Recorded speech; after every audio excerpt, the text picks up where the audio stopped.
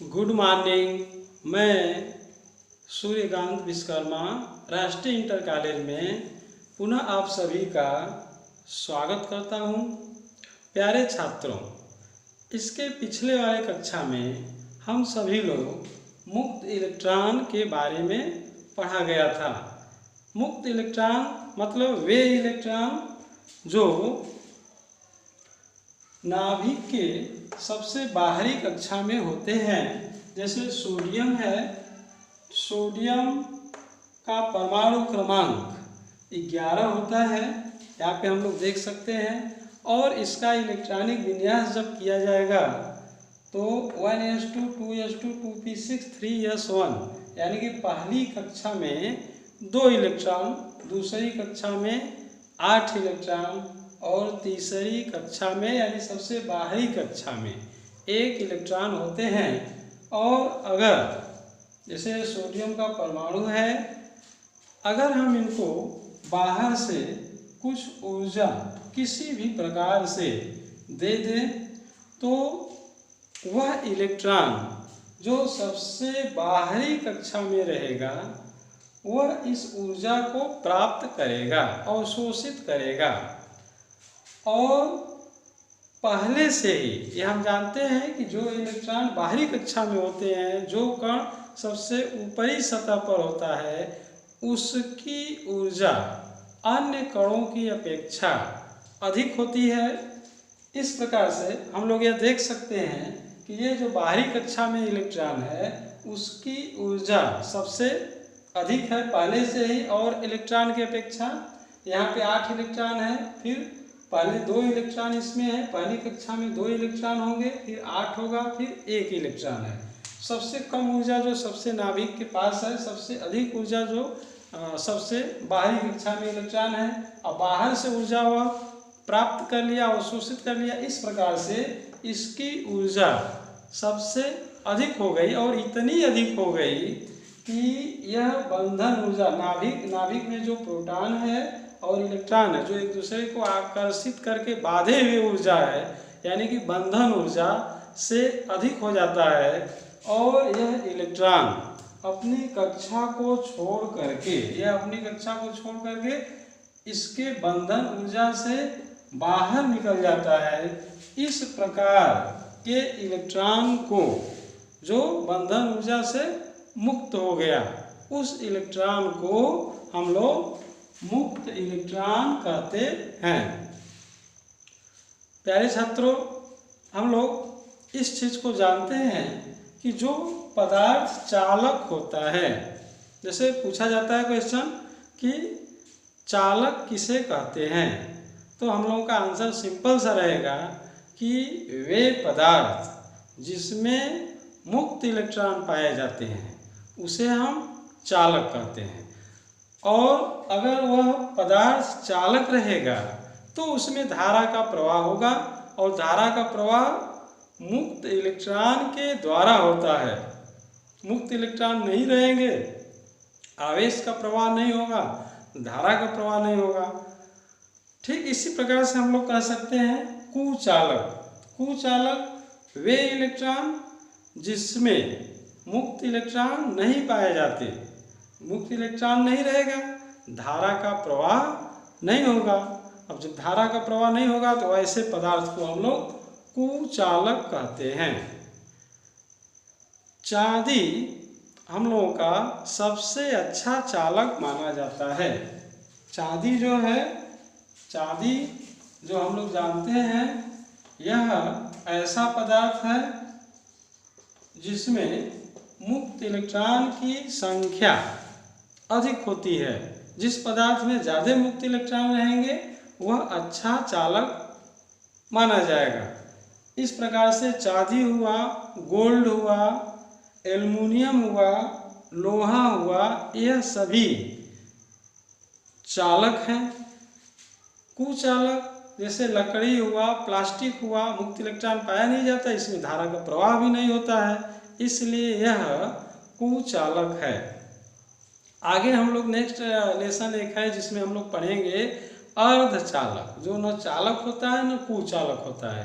तो एक बड़ा सा टॉपिक है। यहाँ पे हम लोग जो है यह चीज़ जान लिए कि जो जिनमें मुक्त इलेक्ट्रॉन पाया जाता है वे चालक होते हैं, वे धातु होते हैं।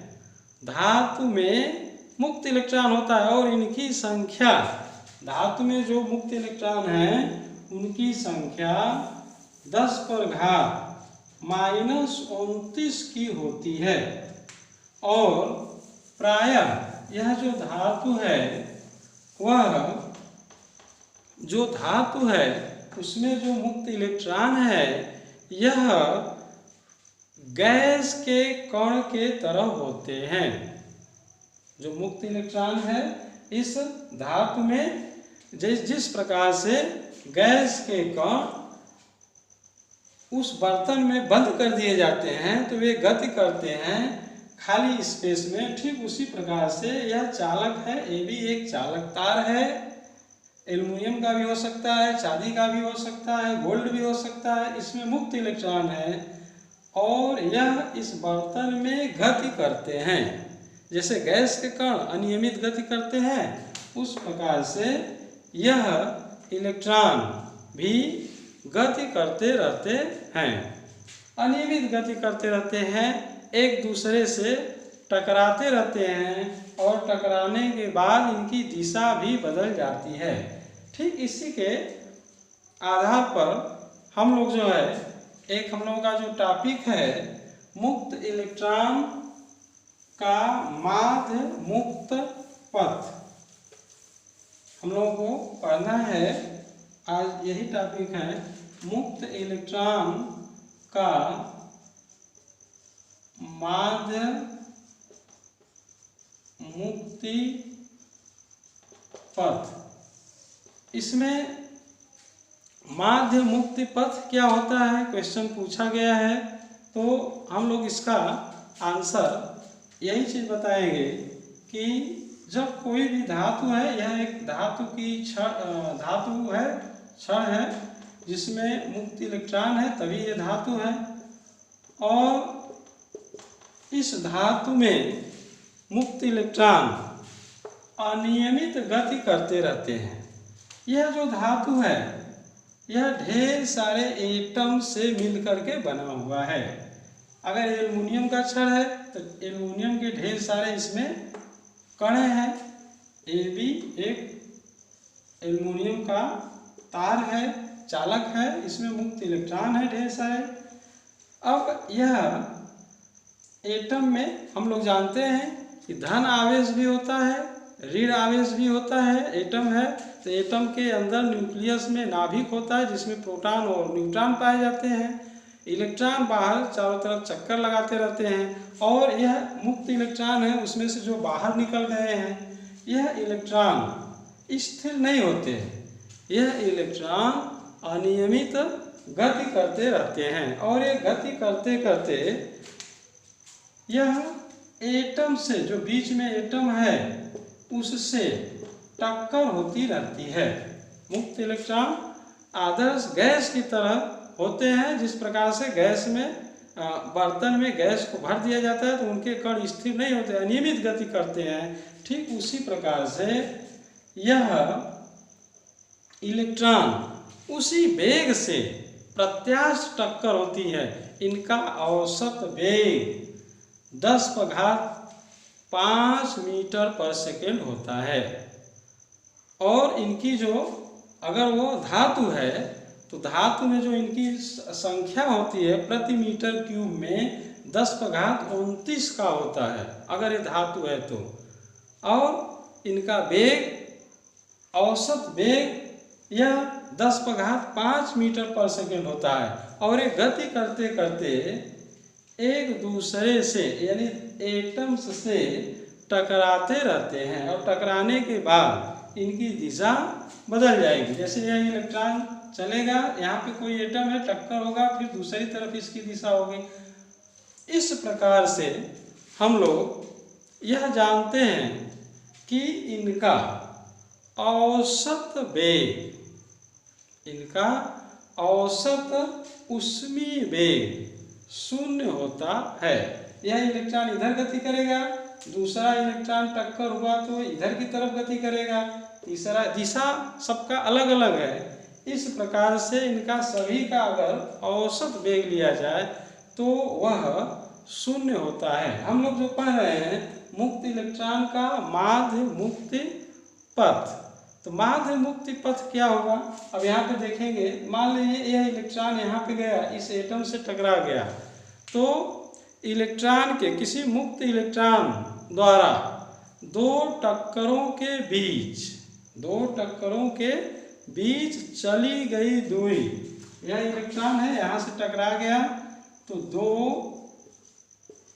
टक्करों के बीच की दूरी को हम लोग जो है माध्य मुक्ति पथ कहते हैं। पथ माने रास्ता, तो दोनों के बीच का जो चली गई दूरी है, इनका हम पहले ही हम लोग जान गए हैं। इलेक्ट्रॉन का जो औसत वेग है, औसत वेग यह 10⁵ मीटर पर सेकेंड का होता है, और इलेक्ट्रॉन के टक्कर के बीच का जो दूरी होता है, यहाँ पे दो टक्कर के बीच का जो पथ होता है, दूरी होता है, उसे हम कहते हैं माध्य मुक्ति पथ। और ठीक इसी क्रम में हम लोग जो है एक टॉपिक इसी में आता है श्रांति काल। श्रांति काल, काल मतलब होता है समय, समय को काल कहेंगे। तो दो टक्करों के बीच, दो इलेक्ट्रॉन जब गति करेगा, जब कोई भी हम लोगों का चालक है उसमें इलेक्ट्रॉन अनियमित गति करता रहता है, तो दो क्रमागत टक्करों के बीच लगे समय को हम लोग श्रांति काल कहते हैं, और इसे टाउ से प्रदर्शित किया जाता है। श्रांति काल को किससे प्रदर्शित करेंगे, तो यहाँ पे टाउ है, इसे हम टाउ पढ़ते हैं। टाउ मतलब काल मतलब होता है समय, इनके बीच की दूरी को माध्य मुक्ति पथ, और इनके टक्कर के बीच समय को हम लोग कहते हैं श्रांति काल। ठीक इसी प्रकार से हम लोग जो है यह चीज़ जान लेंगे कि इन इलेक्ट्रॉन का औसत ऊष्मीय वेग कितना होगा। तो इन इलेक्ट्रॉन का औसत ऊष्मीय वेग v बराबर, मान लेते हैं यह इलेक्ट्रॉन वेग u1 से चला, यह u2 वेग से, यह u3 वेग से, सबका वेग अनियमित होता है। n इलेक्ट्रॉन अगर इसमें है तो u1 plus u2 plus u3 plus dot dot dot बटे n, इस वेग को हम लोग औसत ऊष्मीय वेग कहेंगे। और यह जो वेग होता है यह शून्य होता है। इलेक्ट्रॉन का औसत ऊष्मीय वेग, सभी वेग को जोड़ करके इलेक्ट्रॉन का, और उसमें जितने हैं उससे भाग दे देंगे। हम लोग जो है एक इसी में एक इम्पॉर्टेंट टॉपिक हम लोग का पढ़ते हैं। एक इलेक्ट्रॉन का जो है बहुत ही इम्पॉर्टेंट है टॉपिक, और यह अनुगमन वेग का होता है, ड्रिफ्ट वेलोसिटी, अनुगमन वेग, इसे कहेंगे ड्रिफ्ट वेलोसिटी। अनुगमन वेग क्या होगा, इसको हम लोग यहाँ से समझ सकते हैं। अभी हम लोग जो पढ़ा गया कि मान लेते हैं कोई चालक है जिसमें मुक्त इलेक्ट्रॉन है, और इनका एक वेग होता है, और इनका औसत वेग प्रारंभ में, औसत वेग, इसमें कोई धारा का प्रवाह नहीं होता है। यह कोई हम छड़ ले आए एल्युमिनियम का, उसमें करंट नहीं होगा, लेकिन क्या उसमें मुक्त इलेक्ट्रॉन नहीं है, मुक्त इलेक्ट्रॉन है, और वो गति भी कर रहे हैं, लेकिन धारा का प्रवाह नहीं हो रहा है। अब जो है जब इस छड़ को, AB छड़ है, जब इस छड़ को हम लोग किसी बैटरी से जोड़ देते हैं तो इसमें, इस तार में धारा का प्रवाह होने लगता है। धारा का प्रवाह प्लस से माइनस की तरफ, यह प्लस है माइनस है तो प्लस से माइनस की तरफ धारा का प्रवाह होने लगता है। और धारा के प्रवाह के विपरीत दिशा में इलेक्ट्रॉन का प्रवाह होता है। इलेक्ट्रॉन का प्रवाह विपरीत दिशा में होता है और धारा का प्रवाह प्रोटॉन की दिशा में होता है।